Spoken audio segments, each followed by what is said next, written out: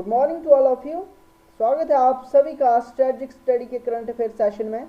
आज है 18 मई 2020 और 18 मई 2020 से संबंधित करंट अफेयर के जितने भी महत्वपूर्ण प्रश्न बनते हैं उनके बारे में हम आज डिटेल से डिस्कस करने वाले हैं। लेकिन उससे पहले बोलूँगा कि अगर आप चैनल पर नए हो तो प्लीज़ चैनल को सब्सक्राइब कर लें, ताकि जब भी मैं करंट अफेयर से रिलेटेड या कोई भी एजुकेशनल वीडियो अपलोड करूँ तो उसकी नोटिफिकेशन आपको मिल जाए।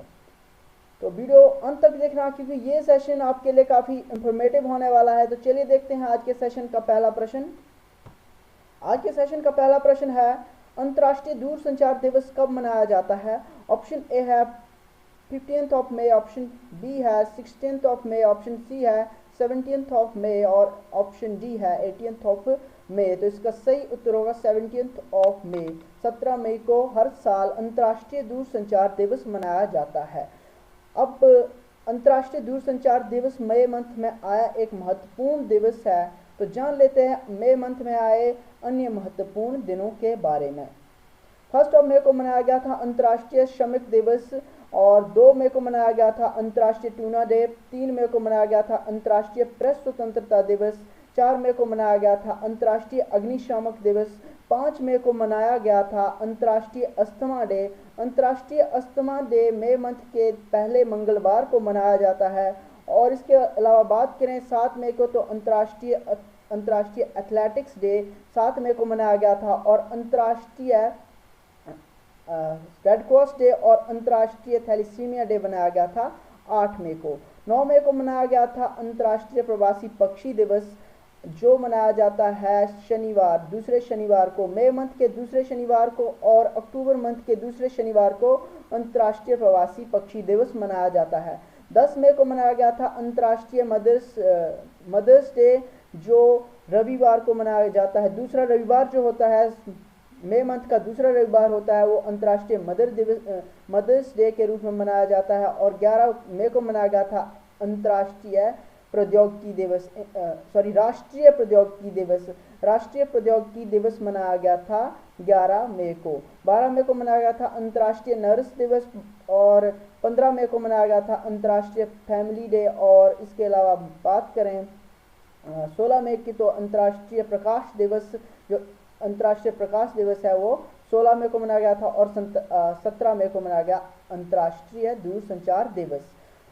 तो जान लेते हैं अंतर्राष्ट्रीय दूरसंचार दिवस के बारे में। अंतर्राष्ट्रीय दूरसंचार दिवस 17 मई को मनाया जाता है, और इसकी शुरुआत हुई थी 17 मई 1865 से, जब पेरिस में अंतर्राष्ट्रीय टेलीग्राफ कन्वेंशन पर हस्ताक्षर किए गए थे। अगर वार्षिक रूप से बात की जाए तो 1969 से ये वार्षिक रूप से मनाया जा रहा है।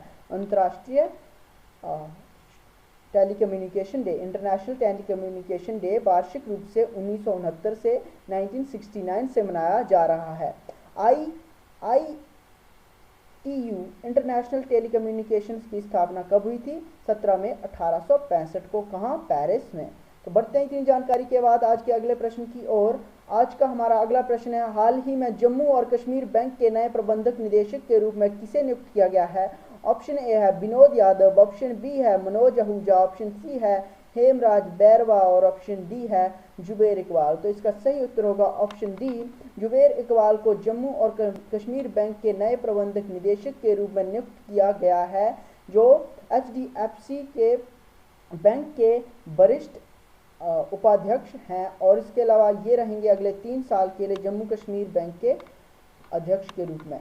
और जम्मू कश्मीर के बारे में बात करें तो यहाँ के उपराज्यपाल हैं GC मुर्मू, गिरीश चंद्र मुर्मू यहाँ के उपराज्यपाल हैं, जो जम्मू कश्मीर केंद्र शासित प्रदेश के पहले उपराज्यपाल हैं।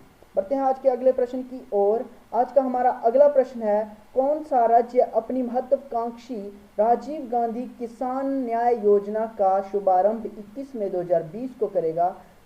तो ऑप्शन है ए है हमारे पास Punjab, B Haryana, option C Chhattisgarh और ऑप्शन डी है मध्य प्रदेश। तो इसका सही उत्तर होगा ऑप्शन सी, छत्तीसगढ़ राज्य राजीव गांधी किसान न्याय योजना का शुभ आरंभ 21 मई को करने वाला है, और इसमें ये खर्च करेगा 5100 करोड़ रुपए, जिसके कारण जो ग्रामीण अर्थव्यवस्था है उसमें सुधार लाया जा सके। कोविड-19 के कारण काफ़ी मंदी आ चुकी है विश्व अर्थव्यवस्था में, और इसके कारण और इस योजना के कारण सरकार का लक्ष्य है कि ग्रामीण अर्थव्यवस्था को प्रोत्साहित किया जा सके।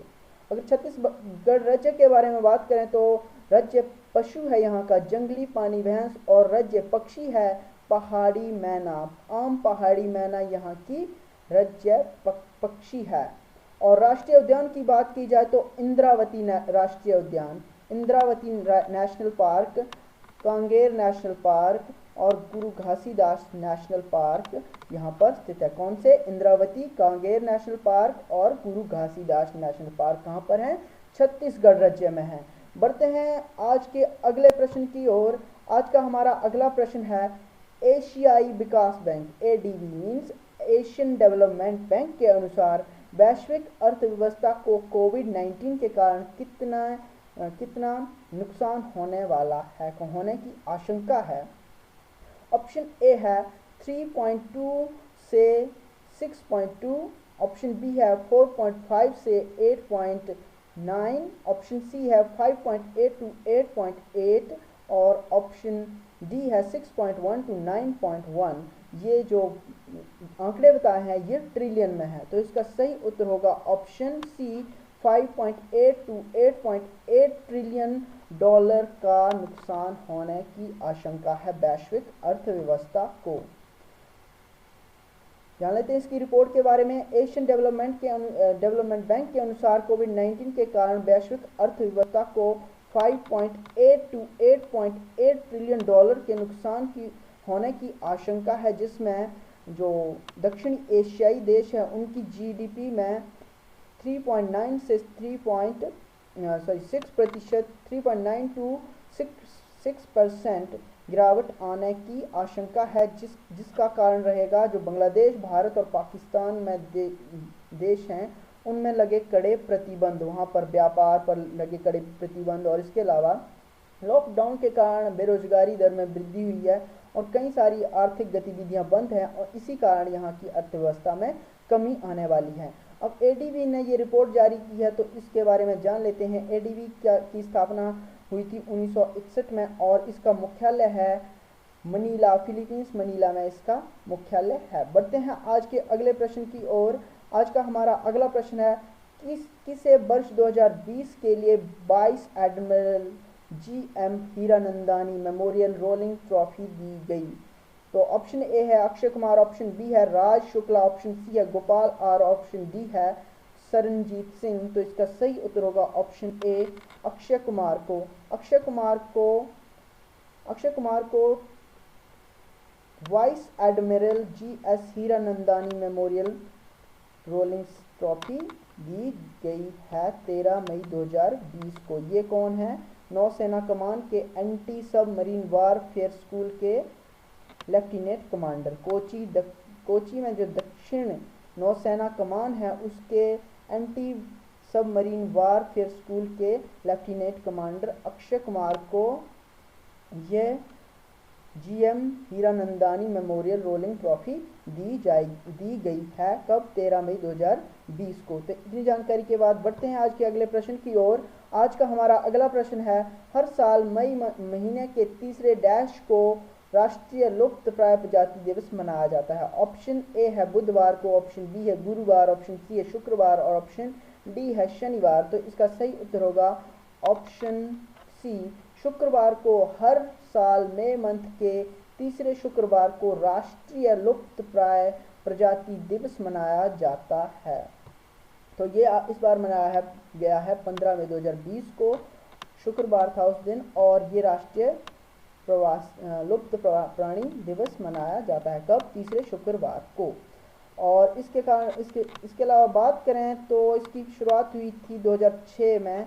जो लुप्त प्राणी होते हैं, जो लुप्त होने की कगार पर प्राणी होते हैं, उनकी रक्षा संरक्षण के लिए ये दिवस मनाया जाता है। और लुप्त प्राणी वो होते हैं जिनकी संख्या में अचानक से गिरावट होने लगती है।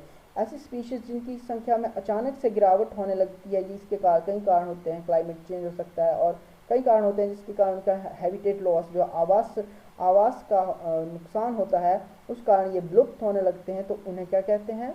विलुप्त प्राणी या लुप्त प्राय प्राणी।